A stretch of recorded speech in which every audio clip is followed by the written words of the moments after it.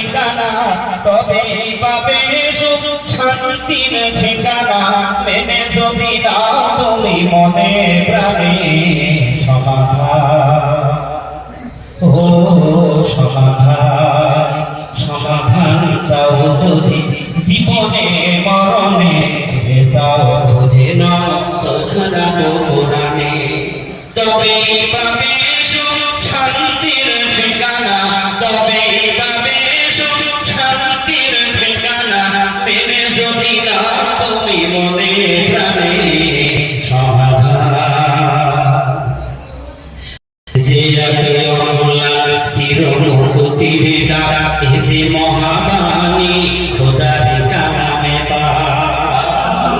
এ যে অম্লান চিরমুক্তির ডাক, এ যে মহাবাণী খোদার কালামে পাক। এই দুনিয়ায় সেই দুনিয়া, এই দুনিয়ায় সেই দুনিয়া, শান্তি পাবে তুমি দুজাহানে। সমাধান, সমাধান চাও যদি জীবনে মরণে, ফিরে যাও খুঁজে নাও সুখ রাখো দরবারে।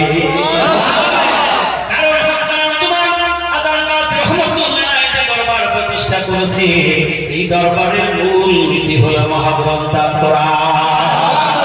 দুনিয়ার সব মানুষ যদি কোরআনের বিপক্ষে চলে যেয়ে যদি বাধা দেয়, কোরআনের নূর কোরআনের আলো নিভিয়ে দেওয়ার মতো আল্লাহর আকাশ জমিনের মধ্যে কেউ এখনো জন্ম নেয়নি, যার গ্রান্টে আমার আল্লাহ কালাম পাকের মধ্যে দিয়ে রেখেছেন। ইউরিদুনা লিইউতফিউ নূরাল্লাহি বিআফওয়াহিহিম, আল্লাহু মুতিম্মু নূরিহি ওয়ালাউ কারিহাল কাফিরুন। আওয়াজ দিয়ে বলুন সুবহানাল্লাহ। আল্লাহ পাকের গ্যারান্টি দিয়ে বলেন, আমি এমন একটি মহাগ্রন্থ কোরআন নাযিল করেছি, সারা পৃথিবীর মানুষ যদি তাদের ফুল লাগায় আমার কালাম পাক নিভিয়ে দিতে পারবে না। যার উদাহরণ ইমাম সাহেবরা দিলেন, এই যে ইলেকট্রিক বাতি জ্বালানো আছে, এই তমলুকের সব মানুষ যদি ফুল লাগায় নিভানো যাবে নাকি? মোটা তাজা মানুষ যদি ফুল লাগায় পারবে? কথা বলেন না কেন? বলেন পারবে? আর একেবারে সব মোটা তাজা মানুষ সারা পৃথিবী এসে যদি একটা বাতির গায়ে একসাথে ফুল লাগায়, বাতি নেবে না, তার ফুল নিভে যাবে।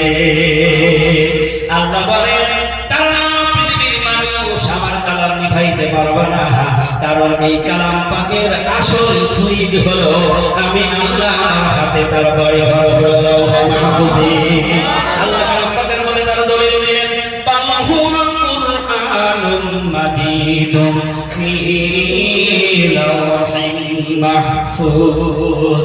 আমার কালাম পাকের বাড়ি ঘর হলো আমি আল্লাহর লাউহে মাহফুজে। আল্লাহ বলেন দুনিয়ার মানুষ মনে করেছ আমি কালাম পাক নাযিল করে আমি ছেড়ে দিয়েছি, শেষ করে দিয়েছি। না না, আল্লাহ কালাম পাকের মধ্যে বলেন নাহনু নাযালনা যিকরা ওয়া ইন্না লাহু লাহাফিজুন। সুবহানাল্লাহ। আল্লাহ বলেন কোরআন নাযিল করেছে আমি আল্লাহ, আর এর সবটুকু সংরক্ষণের দায়িত্ব আমি আল্লাহ আমার নিজ হাতে রেখেছি। সুবহানাল্লাহ। ও দুনিয়ার মানুষ তুমি শত চেষ্টা করো আমার কালাম পাক নিভিয়ে দিতে পারবে না। সুবহানাল্লাহ। সুবহানাল্লাহ। আল্লাহর কালাম কিয়ামত পর্যন্ত পৃথিবীতে জারি থাকবে। আমার মুর্শিদ শোনালেন কিয়ামত পর্যন্ত হাক্কানাম জুবান আযান গাছে রহমাতুল্লাহর দরবার জারি থাকবে। সুবহানাল্লাহ। কিয়ামত পর্যন্ত এই কালাম পাকের নূর মানুষ হাসিল করবে। এই জন্য যারা কালামের কাছে আসবে তারাই কালামের নূর পাবে, কোনো বাধা হবে না। কবি সম্রাট আল্লামা ইকবাল আরো বলেছেন, এই বাণী সকলের নয় শুধু মুমিনের, যারাই চলবে মেনে ফল পাবে কোরআনে। এ বাণী সকলের নয় শুধু মুমিনের, যারাই চলবে মেনে ফল পাবে কোরআনে। দিনে বলো কি বারাতুরি বলো, দিনে বলো কি বারাতুরি বলো, অশান্তি দূর করে শান্তি আনে। সমাধান, সমাধান চাও যদি জীবনে মরণে ফিরে যাও খোঁজে না সুখ রাখো দরবারে জোরে বলুন না সুবহানাল্লাহ এই জন্য আলী রাদিয়াল্লাহু তাআলা আমিরুল মুমিনিন ওমরকে ডাকতে বলেন যে চাকরি তুমি আমার দিয়েছো খামাখা 2 বছর বেতন নিলাম একটা আসামি খুঁজে পাই নাই কারণ কোরআনের পার্লামেন্ট সেদিন কায়েম হয়ে গিয়েছিল চোর চুরি করা বন্ধ করে দিল জিনা ব্যভিচারী বন্ধ হয়ে গেল সন্ত্রাসীদের চাঁদাবাজি বন্ধ হয়ে গেল যারা নারীর সজাগ ছিল তারা নারীর পহরাদার হয়ে গেল সুবহানাল্লাহ সুবহানাল্লাহ মুনির মানুষ তারা তৈরি হয়ে গেল একজন যুবক সাহাবী বাড়ি ফিরে চলে যাচ্ছে সবেমাত্র কালেমা গ্রহণ করেছে সুবহানাল্লাহ ওই একই রাস্তা দিয়ে একজন যুবতী মহিলা সে তার বাড়ির দিকে রওনা করেছেন বেলা ডুবে যাচ্ছে সন্ধ্যা ঘনিয়ে আসছে কারণ ওই জামানার মানুষগুলি তারা মানুষকে মানুষ দেখে ভয় পায় কারণ ওই জামানাগুলি শ্রেষ্ঠ জামানা তৈরি করে দিলেন আখেরি জামানার পয়গম্বর বিশ্ব নবী কিন্তু বর্তমান জামানার আমাদের মাঝে নবী আছে নাইবি নবী কি আছে নাইবি নবী আল্লাহ যেই রাসূলকে প্রেরণ করেছেন সেই আল্লাহই নাইবি নবীর কথা কোরআনের মধ্যে বলেছে সুবহানাল্লাহ সুবহানাল্লাহ আল্লাহ রাসূলের সাহাবী এক রাস্তা দিয়ে আসছে যুবতী মহিলা ওই রাস্তা দিয়ে বাড়ি যাবে চিন্তা করলেন সন্ধ্যা ঘনিয়ে আসছে কিন্তু ভয় করে যার মধ্যে একটাই ভয় আল্লাহ আমার ঘর পর্যন্ত যাইতে যেন কোনো মানুষের সাথে আমার দেখা না হয় আল্লাহ যেন আমার ইজ্জত আমি ঘরে যাইতে পারি কারণ মুমিন মুমিনাত তার ইজ্জতের দাম তার কাছে আছে না আর ইজ্জতটা সংরক্ষণ করার কথা আল্লাহ কালামের মধ্যে ফরজ করে দিয়েছেন আল্লাহ সুবহানাহু ওয়া তাআলা বলেন ওয়াকরনা ফি বুয়ুতিকুন্না ওয়া লা তাবাররাজনা তাবাররুজাল জাহিলিয়াতিল উলা কালামের মধ্যে কি নেই আপনার যা প্রয়োজন যা দরকার যা চাইবে সব কালাম পাক খোদা খোদা বলে দেবে আল্লাহ নারী জাতিদেরকে ডাকতে বলেন ওয়াকরনা ফি বুয়ুতিকুন্না ওয়া লা তাবাররাজনা তাবাররুজাল জাহিলিয়াতিল উলা আল্লাহ প্রত্যেক নারী জাতিকে সম্বোধন করে বললেন হে নারী জাতিরা তোমরা ওই জাহেলাতের যুগের মতো চলাফেরা করো না তোমার ইজ্জতটাকে সংরক্ষণ করো তোমার দেহটাকে ঢেকে রাখো কারণ একটা মা পৃথিবীর সবচাইতে বড় নিয়ামতের অধিকারী সুবহানাল্লাহ কারণ যেই মা যেমন হবে তার সন্তান হবে যেমন আল্লাহু আকবার মা যদি নামাজি হয় সন্তান নামাজি হবে কার কথা আল্লাহর রাসূলের কথা মা যদি কোরআন তেলাওয়াতকারী হয় সন্তান কোরআন তেলাওয়াত শিখবে মা যদি পর্দানিশী হয় সন্তান পর্দায় থাকবে মা যদি পবিত্র থাকে সন্তানও পবিত্র হবে কিন্তু ওই মহিলা তো ঈমান এনেছে রাসূলের প্রতি কারণ তার ইজ্জতের ভয় তার সম্মানের ভয় তার গুনার ভয় অন্তরের মধ্যে লেগে আছে ও চিন্তা করছাল্লাহ আজকে যদি আমার সতীত্ব হারিয়ে যায় আমার জীবনের তো সব হারিয়ে যাবে কারণ সতীত্বের সব চাইতে বেশি দাম একজন নারীর সুবহানাল্লাহ আল্লাহ রাসূল বলেছেন যেই নারী তার সতীত্বকে হেফাজত করবে নিজেকে পর্দার মধ্যে রাখবে আর ওই নারী তার সাথে আরো 3টা কাজ করবে সে বিনা কাজায় নামাজ আদায় করবে এবং রমজান মাসের ফরজ রোজা আদায় করবে এবং তার স্বামীর অনুগত্য করবে নিজের সতীত্বকে হেফাজত করবে পর্দায় রাখবে আল্লাহ রাসূল বলেন এই 4টা কাজ যেই মা যেই নারী যেই মা এই কাজটা 4টা কাজ পালন করবে ওই নারীর জন্য জান্নাতের 8টি দরজা খোলা থাকবে সুবহানাল্লাহ তার নারীদের মর্যাদা বেশি না কম পুরুষের জন্য এরকম গ্যারান্টি দেওয়া হয়নি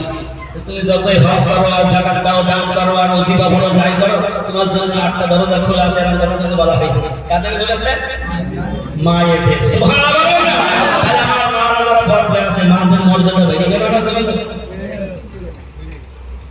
কিন্তু যদি না মানে মহিলা চিন্তা করছেন না আমার সতীত্ব নিয়ে যেন আমি ঘরে যাইতে পারি যুবক ওই দিক থেকে আসছে ও তো ফিকিরের মধ্যে চলছে আল্লাহ আমি রাসূলের কাছে কালেমা গ্রহণ করেছি ঈমান এনেছি আমার মৃত্যুকাল পর্যন্ত যেন আমার ঈমান হারা না হয় আওয়াজ দিয়ে বলবেন সুবহানাল্লাহ সুবহানাল্লাহ বললেই যে জান্নাতে যাওয়া যাবে এত সহজ নয় কারণ তার ওই নিয়ত থাকা মানেই তার অন্তরের মধ্যে কার ভয় আল্লাহ জয় কার ভয় আল্লাহ এই জন্যই তো বলছি আইয়ুহাল্লাযিনা আমানু তাকুল্লাহ যারা ঈমান এনেছো তাই তার অন্তরের মধ্যে কার ভয়? যুবক কাছাকাছি যুবতী মহিলা চিন্তা করলেন, আজকে না জানে আমার ঘর বিবাদ হয়ে যায়, ভয়তে রাস্তার পাশে ঝাপটা দিয়ে বসে গেছে। যুবক ছেলে থেকে বুঝতে পেরেছে ওই নারী আমার দিকে ভয় পাইছে। দূর থেকে ডাক দিলেন, মা তুমি কোনো চিন্তা করো না, আমার ব্যাপারে তোমার কোনো ভয় ডর না। আওয়াজ দিয়ে বলুন সুবহানাল্লাহ। যুবতী মহিলা চিন্তা করলেন, সর্বনাশ, আমি যেমন মা হই নাই, যুবতী মহিলা এখনো বিয়ে শাদী হয় নাই, আমার ছেলে যুবক, ও তো আমার কোনো খবর জানে না, আমাকে মা বলে ডেকেছে। পৃথিবীর যদি কেউ মা বলে ডাক দেয় তাহলে ওই শব্দটা সবচেয়ে পৃথিবীর উন্নত মানের শব্দ। একটা অক্ষরের নাম হলো কি? ধরে বলেন কি? পৃথিবী যদি সব হারিয়ে যায় আবার ফিরিয়ে আনা যায়, এই একটা অক্ষর যদি একবার জীবনে হারিয়ে যায়, কিয়ামত পর্যন্ত হাজারো চেষ্টা করে আর ফিরিয়ে আনা যায় না। স্ত্রী মরে গেলে বিয়ে করলে আমার স্ত্রী বাবা, সন্তান যদি মরে যায় আমার স্ত্রী থাকলে সন্তান হয়। বোঝানোর জন্য বলছি, রাগ করেন না, আপনার স্ত্রী মরে যাক সে কথা বলছি। আর একটি বার যদি মা হারিয়ে যায়, কিয়ামত পর্যন্ত মা তালাশ করে আর ফিরিয়ে আনা যায় না। আর মায়ের হক আদায় করার মতো পৃথিবীতে কেউ জন্ম নেয় না। আল্লাহু আকবার। যুবক ডাকতেন, মা তোমার কোনো ভয় ডর নেই। যুবতীর জানের স্বস্তি এসে গেল। কাছে আসার পর ডাক দিয়ে বলছে, মা তুমি মনে করেছো আমি নারীর সতীত্ব হরণকারী, কিন্তু না না, আমি সবে মাত্র আখরি জামানার পয়গম্বর বিশ্ব নবীর হাতে কালেমা পড়েছি। আল্লাহু আকবার। মানে আমরা কালেমা পড়ি চুরি করতে ছাড়িনি, কালেমা পড়ি মিথ্যা বলতে ছাড়িনি, কালেমা পড়ি অন্যের হক নষ্ট করতে ছাড়িনি, কালেমা পড়ে পড়ে পড়ে হয়ে গেছে হজে যাবে। মেয়েদের ডেকে বলছে, দেখ মা তোরা 6-7টা মেয়ে, আমার একটা ছেলে বেনারা হয়ে যাবে, তা তোরা জমিগুলো নিস না, 10,000 করে টাকা নেবে। ভগবান বুঝতে পারছেন কিছু? ঘুমাচ্ছেন কি হবে? সাধারণ মানুষ দেখবেন বলবে, মা তোরা 6টা মেয়ে, এই জমি তো তোরা সবই নিয়ে যাবে, ছেলেদের তো থাকছে না, 10,000 করে টাকা দিলাম, তোরা মাফ করে দিস। ও মাফের আল্লাহ বলেন হকুল্লাহর হক করিবা। আল্লাহ তো এমনি পার্সেন্ট বাড়িয়ে দিয়েছে, আর তুমি পার্সেন্ট ভাগ করার কি দরকার? সুবহানাল্লাহ বলবেন না? আল্লাহ কোরআনে পার্সেন্ট ভাগ করেনি। 3 বিঘা থাকলে মেয়ে 1 বিঘা ছেলে 2 বিঘা, তাহলে আল্লাহ তো ডবল করে দিয়েছে। তুমি আবার ডবল করো, তাহলে কোরআনের উপরে তোমার ডিব্বাজে হয়ে গেল কি গেল? কথা বলেন না কেন?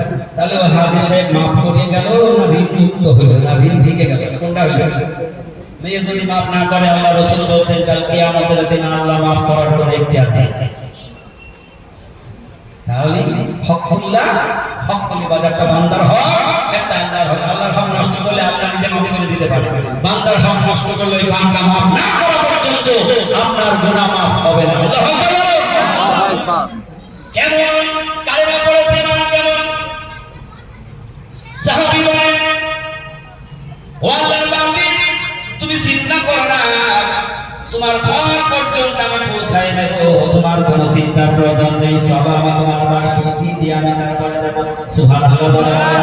একটা আওয়াজ দিয়ে বলুন সুবহানাল্লাহ। ঈমান যারা এনেছে, ঈমান আনার পরে তাদের পরিবর্তন হয়ে গিয়েছে, কারণ তারা ঈমান এনেছে ইয়াকিনের সহিত, কালেমা গ্রহণ করেছে মন প্রাণ দিয়ে।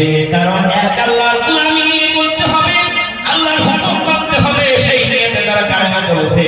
আর রাসূল বলেন, এই কালেমা যারা পড়লো তাদের তামাম জিন্দেগীর গুনাহগুলি আমি আল্লাহ মাফ করে দিলাম। মহিলা বলছে, তাহলে তুমি আমার পিছনে আসো, আমি আগে আগে যাই। একটু ভালো করে বুঝুন, আল্লাহর ভয় কারে বলে? যুবক ছেলে বলছে, না হবে না, তুমি আগে যাইতে পারবে না, আমি আগে যাবো, তুমি পিছনে থাকো। বলে, তুমি আমার বাড়ি সামনে রাস্তা জানো না, কেমন করে তুমি আগে আগে যাবে? যুবক ছেলে ডাকতে বলছে, মা আমি যখন রাস্তা ধরে যাবো, পিছন থেকে তুমি খেদাও, ডাইনে যাইতে বলবা অথবা বামে যাইতে বলবা, সোজা হলে সোজা যাইতে বলবা, কিন্তু তবু তুমি আমার আগে যে আমার পিছনে পিছনে আসো, আমি আগে যাই। মহিলা মনে মনে চিন্তা করলেন, এই ব্যাপার কি সমস্যা আছে, কারণ আমাকে জানতে হবে। সুবহানাল্লাহ।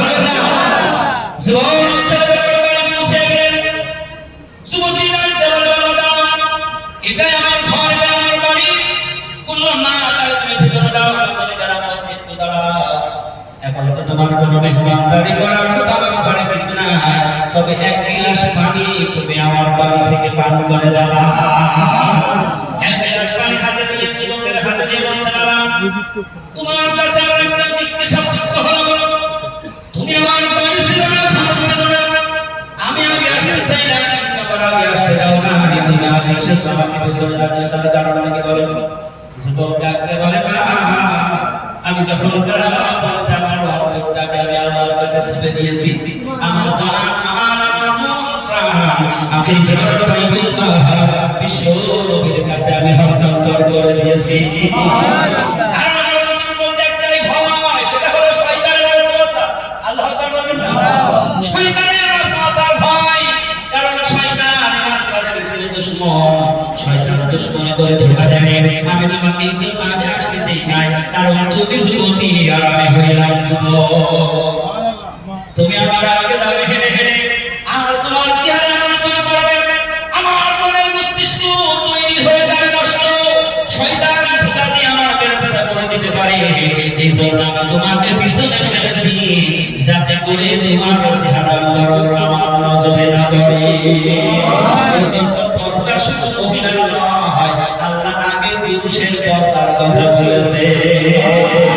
অপুরুষ তোমার চক্ষুকে নিম্নগামী করেছ, বেকারা মহিলার দিকে তুমি তাকায় না। আল্লাহ বলেন না, আর আমরা তো একটা তাকায় যদি দেখি বাবা তাহলে তাকিয়ে আসে তাহলে ঘাট বেকারে গেলে তাকাচ্ছে। রাগ আছে আপনাদের? কষ্ট হচ্ছে? এটা করে শেষ করে দেবো, আমরা ঘর দেখছি সবাই যত ছোটখাটো করেছেন মনে হয় আল্লাহ বলেন রাজা কবির হয় আর সাথে দরজা তত খোলা হয়। এই জন্য আল্লাহ রাব্বুল আলামিন বলেন, ইয়া আইয়ুহাল্লাযীনা তাকুল্লাহ, হে মুমিনরা তোমরা যারা ঈমান এনেছো আমি আল্লাহকে ভয় করো। অকুল মাল সাদিকিন, সত্যবাদীর সাথে যদি হইতে পারো তাহলে দুনিয়াতেও শান্তি, পরকালে তোমাদের মুক্তির ফয়সালা হবে। যেমন রাসূলের সাহাবীরা রাসূলকে আত্মসমর্পণ করেছে, রাসূলের কাছে সবকিছু বিলীন করে দিয়েছে, আর রাসূলের পক্ষ থেকে খিতাব এসে গেছে রাদিয়াল্লাহু তাআলা আনহু ওয়া রাদু আনহু, কারণ যাদের প্রতি আল্লাহ সর্বক্ষণ সর্ব অবস্থায় রাজি আর খুশি। এই জন্য সেই রাসূলের অনুগত্য যারা করলো বিশ্বের শ্রেষ্ঠ মানুষ হয়ে গেল। আর এই জামানায় যারা কামেল ওলি আল্লাহকে চিনল তারা কামেল ওলি আল্লাহ হয়ে গেল। সুবহানাল্লাহ। যারা চিনল কামেল ওলি আল্লাহ হয়ে গেল। এই মেদিনীপুরের সাতটা গ্রামে সুফি মুয়াজ্জিন রাহমাতুল্লাহ আলাইহি, তিনি সুফি মুফতি আজম কাছে রাহমাতুল্লাহ আলাইহি ছিলেন। এই মানুষটা ছিল একটা রাজমিস্ত্রি। জিন্দেগীর কথা না বললে তো বোঝা আসবে না, কথা ঠিক না ঠিক? অন্যদিকে নেবেন না। তারা তেনার প্রথম জীবনী ছিল ইট গাঁথতেন, ইট বালি সিমেন্ট দিয়ে রাজমিস্ত্রি করে তো। কিন্তু এই রাজমিস্ত্রির মধ্যে কোনো এলেমের খবর ছিল না। যেমন ওমর বললেন, আমি যদি রাসূলের কাছে না আসতাম আমি তো মসজিদ রাখালি থেকে যেতাম। আল্লাহু আকবার জোরে বলুন। সুফি মুয়াজ্জিন রাহমাতুল্লাহ আলাইহি তিনি কামেল ওলি আল্লাহকে ওইরকম ভালোবাসলেন, মহব্বত করলেন, আর হুকুমটাকে পরিপূর্ণ মানলেন। আল্লাহ বলছেন, হে রাজমিস্ত্রি, আমি তোমাকে আর রাজমিস্ত্রি রাখতে চাই না, আমি তোমাকে আল্লাহর বাদশা বানিয়ে দেব। সুবহানাল্লাহ। সুফি মুয়াজ্জিন রাহমাতুল্লাহ আলাইহি আজম কাছে রাহমাতুল্লাহ আলাইহি প্রথম খলিফা হয়ে গেলেন। আওয়াজ দিয়ে বলুন সুবহানাল্লাহ। এখানে জাতি বংশ বর্ণ নির্বিশেষে এই কোরআনের কাছে কোনো ছোট বড় নেই। এই জন্য বলছে বাণী সকলের নয় শুধু মুমিনের, যারাই চলবে মেনে ফল পাবে কোরআনে। দিনে বলো কি বারাতুরি বলো, দিনে বলো কি বারাতুরি বলো, অশান্তি দূর করে শান্তি আনে, সমাধান